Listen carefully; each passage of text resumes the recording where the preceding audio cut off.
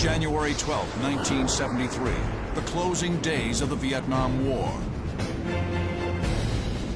Two Navy Phantoms catapult from Midway into an overcast sky.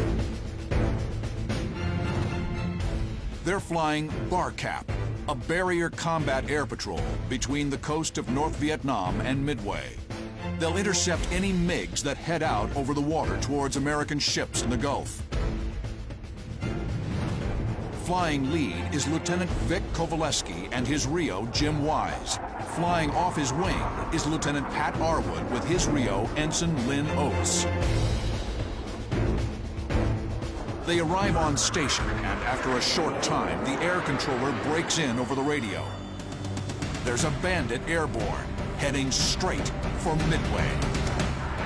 It was a real threat to the Midway, not only MiGs, but even surface craft to come out to challenge the carrier, because it would be quite a prize to sink or damage the Midway. Now, she did have some point defense systems at the time, such as a surface-to-air missile defense battery. But just as in the Second World War, the primary defense for an aircraft carrier is her own embarked fighters.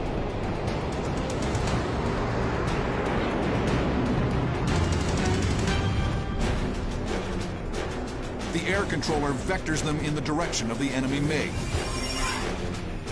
As we were descending, Vic picked him up. It was about 11 o'clock position, and we were down in the 10,000-foot range.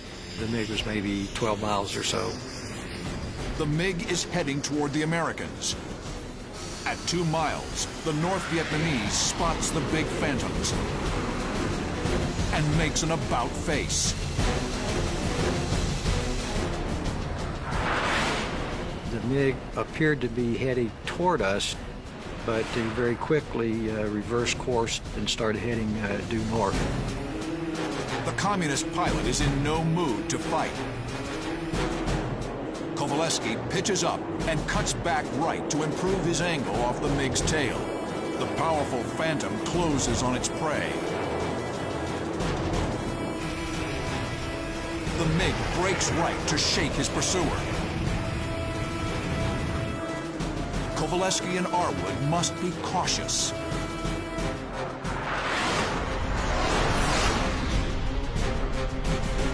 Kovaleski closes to missile range. He gets good tone on his Sidewinder and fires. Vic's first missile detonated by the tail. I'm sure that the MiG pilot knew that he was damaged, and it was probably more damage than we realized from a distance.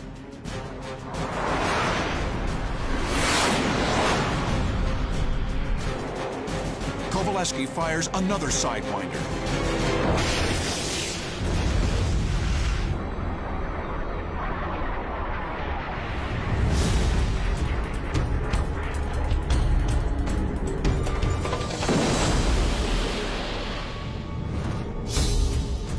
When the second missile flew up the tailpipe and it exploded, the MiG pitched up violently into 90-degree vertical position and just virtually stopped and rolled off to the right-hand side and then plummeted into the water.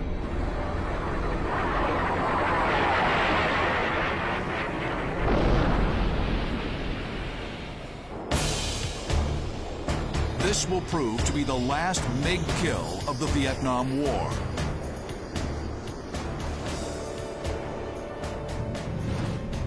On January 27, 1973, the Paris Peace Accords are signed, and American involvement in the Vietnam War comes to an end.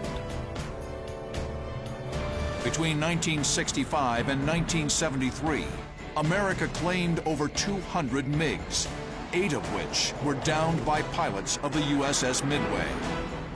Midway had the benefit in providing the platform from which the very first and the very last confirmed MiG kills the entire Vietnam War was scored.